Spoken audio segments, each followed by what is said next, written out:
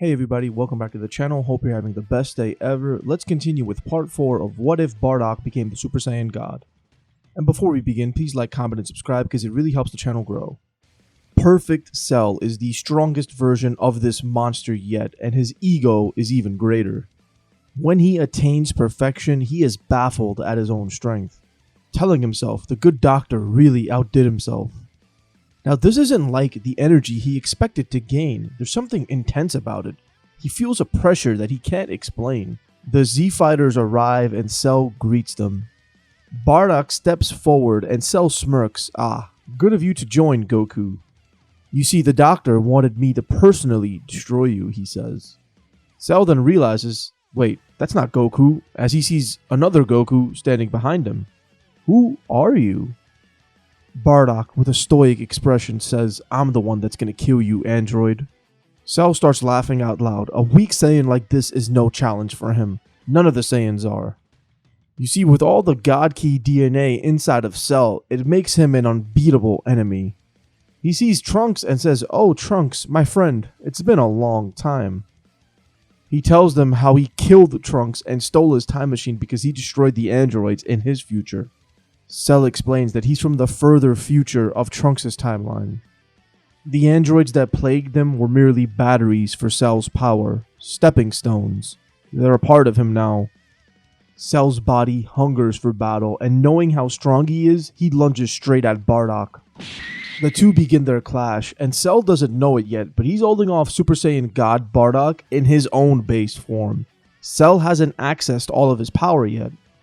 Bardock doesn't have a choice. He has to transform into Super Saiyan Blue because he's barely getting Cell to react. Once Bardock ascends to Super Saiyan Blue, their battle begins to shake the very planet. Cell's energy is absolutely ridiculous. Now, Vegeta's not going to stand by and watch Bardock get killed, neither will Goku. The two of them transform into their god forms and join the fray. Future Trunks also refuses to stand by and watch as everybody fights his battle for him. Gohan, Raditz, Broly, and the Z-Fighters watch, waiting on to support when they're needed. While Broly has achieved the new form, his legendary Super Saiyan state, he can't fully control it yet. It's the nuclear option for them.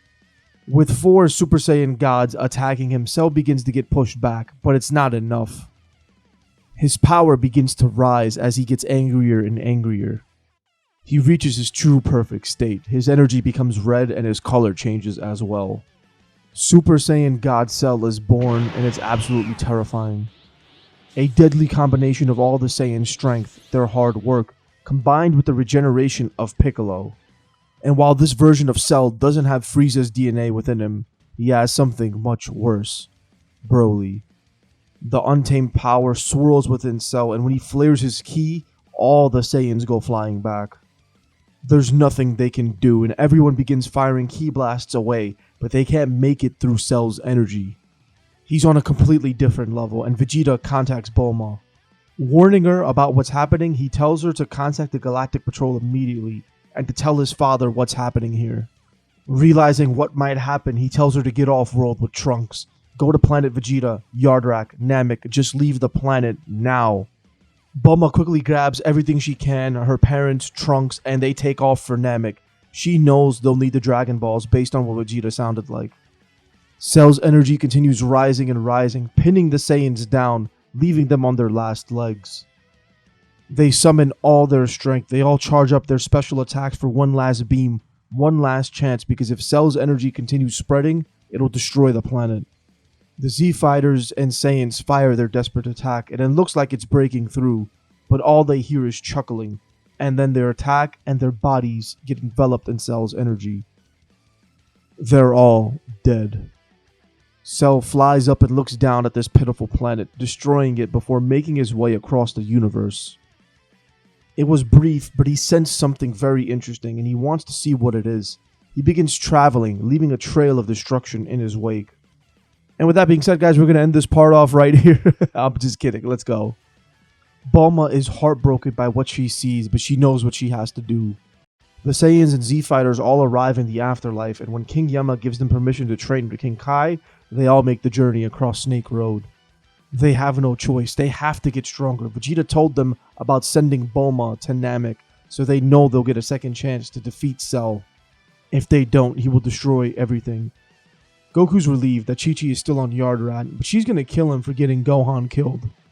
The Saiyans and the Z-Fighters try to get as strong as possible under King Kai's tutelage. They have around a month before Bulma reaches Namek, which is around 1 year of Earth time training on King Kai's planet.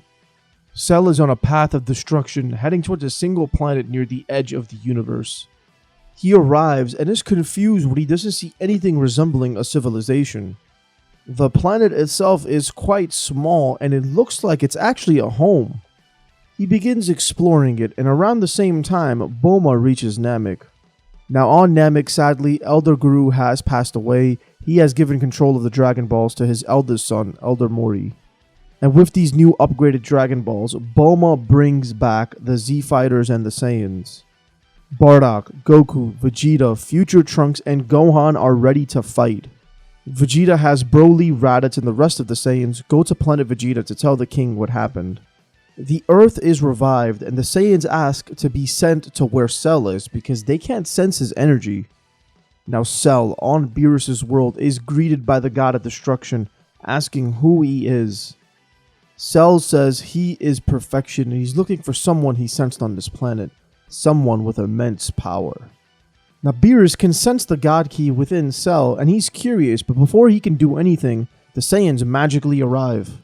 Now Cell is perplexed. Leave it to the Saiyans to find a way back from hell. Now Beerus is pissed. He's about to Hakai everybody for interrupting his nap. But Whis steps in, stopping him and telling Lord Beerus, did he listen to what their uninvited guest said? Beerus yawns and rubs his eyes before he realizes, Saiyans? Shouldn't they be gone? He then looks on and senses God Key in all of them, even the little one. What the hell has happened while he was napping? Now the question on all the Saiyans' mind is, was 1 month with King Kai enough to defeat Cell? They realized they wouldn't be able to master all the techniques King Kai had to offer, and King Kai understood that as well. Instead, he focused on the fundamentals on teaching the Saiyans how to control their God Key better. He also brought in some guests to teach them some special techniques. The afterlife was in an uproar based on how many lives Cell was taking and destroying. They were desperate and the Saiyans were their only hope. Vegeta and Goku step up in front of Cell, moving towards each other, yelling, Fusion Ha! The two become one in a blinding light. Gogeta is born. And with this transformation, not only is their power amplified exponentially, this is only their base form. Bardock, Gohan, and Future Trunks are ready to back up this fusion. They will defeat Cell once and for all. Cell and Gogeta lunge at each other and their fists clash, cause massive shockwaves all around. Bardock, Gohan, and Trunks launch Ki blasts and attack while Cell is off guard. And the second Cell is distracted by them, Gogeta unleashes a devastating flurry of punches. Cell is taken aback by the power of this Saiyan, and his frustration begins to turn into power. He begins to unleash more of his devastating power. God Ki begins flooding out of him. He quickly dispatches Gohan and then Trunks. Bardock manages to block Cell's speed blitz. He quickly transformed into Super Saiyan Blue, launching a huge counterattack at Cell. Cell manages to block it, but before he can fire back at Bardock, Gogeta steps in with another flurry. Cell has managed to increase his speed, so he dodges the attack. Gogeta flips out of range. Bardock and Gogeta charge beams at Cell, but Cell is 2 moves ahead. He jumps behind Bardock and lands a devastating kick, sending him flying towards Gogeta, who's forced to stop charging his beam. Gogeta stops playing around and jumps up to Super Saiyan Blue. Cell unleashes beyond 100% of his power and begins to charge a Kamehameha. His power growing to match Gogeta's, and the fusion doesn't have much time left. He charges a massive Kamehameha as well. The power these two are emanating begins to warp the space around them. Their beams clash, and they're evenly matched. Bardock regains consciousness and sees the struggle. Trunks and Gohan start launching blasts at Cell, who is unbothered by them. But Bardock has had enough of this. He tries something that he's never attempted, and it might actually kill him. He goes Super Saiyan Blue and then begins focusing, shouting, Kaioken! The combination amplifies his power, but he can't hold it for more than a few seconds. He throws a massive Ki strike at Cell to throw him off balance, and it works. Gogeta has just enough juice left to fully overpower Cell in this moment, destroying the menace once and for all. Gogeta defuses the Saiyans successful, but now there's a whole other issue, as Beerus calls the Saiyans over. He asks which one of them is the Super Saiyan God. Bardock, barely able to stand, raises his arms and says he was the first. Beerus has Whis heal him so he can tell him his story. Bardock recounts how he transformed when Frieza threatened to destroy their planet, and Beerus is impressed with his power, but he tells Bardock he had a vision of a Super Saiyan God rising, that he would be the ultimate rival for him, and he tells Bardock to fight him now or he will destroy the Saiyans once and for all. Beerus also mentions that Frieza was acting on his orders to destroy the Saiyans. Bardock's confusion turns into fury as he transforms into Super Saiyan Blue. Now the fight between Blue Bardock and Beerus is really intense. He pushes Beerus way past what Super Saiyan God Goku did in canon.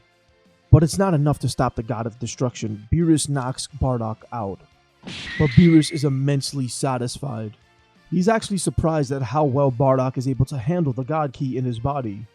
Now he tells the Saiyans that they were upstarts. They took their power and used it to upset the balance of the universe. That this is why he ordered Frieza to destroy them. And now Whis tells Beerus that the Saiyans have changed in recent years, and they have actually been helping the Galactic Patrol clean up the universe. They've effectively been doing Lord Beerus' job for him. Now honestly, at this point, I don't know how I could fairly continue this story in terms of threats. Because realistically, the Buu Saga is not going to happen, the Saiyans are too strong, there's not going to be any Battle of Gods because it just happened. Resurrection F is a no-go, the Goku Black Saga is a no-go. The Saiyans in this scenario are simply too powerful, and by the time the Tournament of Power comes around, they're going to win it with no difficulty. Now honestly, this was supposed to be a one-episode scenario, and it was supposed to be much shorter than my other what-ifs, but I honestly think the Cell Saga is where it got really interesting. So I decided to continue it past episode 1. And that's why I put so much emphasis on this part. But yeah, going forward, you can expect a bunch of different content on my page in regards to what-ifs, breakdowns, and theories. And if you made it this far, the scenario for April is going to be what if All Might was born in the Dragon Ball Z world. But please let me know what you guys think in the comments below, and don't forget to hit subscribe for more. Peace.